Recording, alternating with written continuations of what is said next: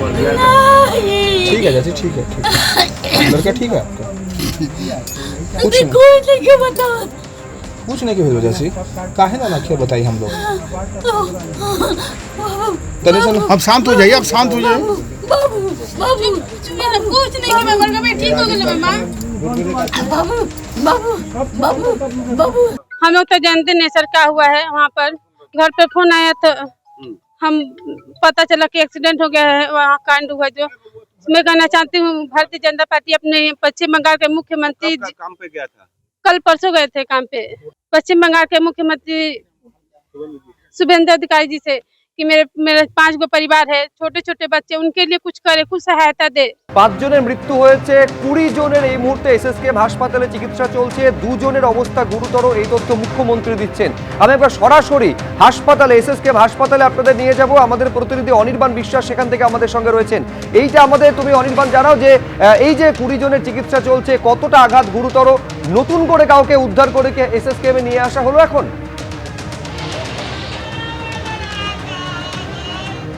সুব্রজিৎ, তোমাকে প্রথমে জানিয়ে রাখি যে মুখ্যমন্ত্রী শুভেন্দু অধিকারী যে সংখ্যা বলে গিয়েছেন যে 5 জন মারা গিয়েছেন এবং 20 জন হাসপাতালে ভর্তি রয়েছে। যদিও হাসপাতাল সূত্রে আমাদের কাছে যে তথ্য 18 জন ভর্তি রয়েছেন, তার মধ্যে 2 জনের অবস্থা অত্যন্ত ক্রিটিক্যাল এবং 5 জনের মৃত্যুর ঘটনা ঘটেছে।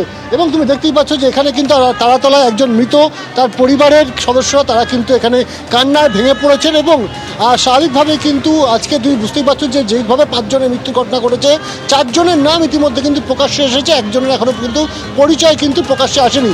স্বাভাবিকভাবে এরকম একটা পরিস্থিতিতে দাঁড়িয়ে আজকে কিন্তু এই যে চিকিৎসা ব্যবস্থা সেটা কিন্তু এগিয়ে নিয়ে যাওয়ার চেষ্টা চলছে। তবে একটাই কিন্তু আশার আলো যে 20 জন, যে 18 জন ভর্তি রয়েছে তার মধ্যে কিন্তু 16 জন বিপদ মুক্ত। প্রাথমিকভাবে আমরা এমনটাই জানতে পারছি, 2 জনের অবস্থা আশঙ্কাজনক, 2 জনকে কিন্তু ক্রিটিক্যাল কেয়ার ইউনিট অর্থাৎ সিসিইউতে ভর্তি রাখা হয়েছে। একজনের কিন্তু মাথায় এবং বুকে চোট রয়েছে, একজনের কিন্তু পাঁজরের একাধিক হাড় ভেঙে গিয়েছে। এই রকম পরিস্থিতিতে দাঁড়িয়ে কিন্তু 2 জনকে এই মুহূর্তে তাদের সেই স্টেবিলিটি ফিরিয়ে আনার জন্য চেষ্টা করছে। তুমি দেখতেই পাচ্ছ যে আচার পিচার খাচ্ছে কিন্তু এখানে তারাতলায় মৃতের এক পরিবারের সদস্য এবং স্বাভাবিকভাবে আত্মীয় পরিজনকে হারিয়ে তারাও কিন্তু কান্নায় ভেঙে পড়েছেন। এইরকমই একটা করুণ দৃশ্য আমরা দেখতে পাচ্ছি এই মুহূর্তে।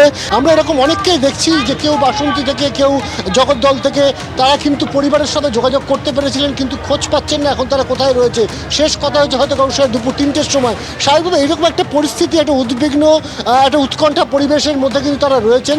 এবং সেই জায়গায় দাঁড়িয়ে যে 5 জনের এখনও পর্যন্ত 5 জনের মধ্যে 4 জনকে শনাক্ত করা সম্ভব হয়েছে এবং তারই এক পরিবারের সদস্য এই মুহূর্তে কার্যত একেবারে আমরা দেখতে পাচ্ছি ট্রমা বিল্ডিংয়ের সামনে সে কিন্তু করুণ একটা পরিস্থিতি তৈরি হয়েছে।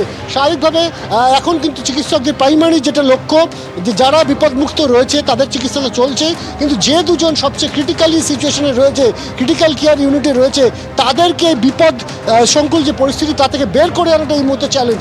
তার পাশাপাশি একদিকে আমরা জানি যে আজকে কিন্তু রাতভর এই অপারেশন চলবে, যে কারণ এখনও কিন্তু বেশ কিছুজন শ্রমিক তারা কিন্তু আটকে রয়েছেন। কেউ ওয়েল্ডিংয়ের কাজ করতে এসেছিলেন, কেউ ঢালাইয়ের কাজ করতে এসেছিলেন।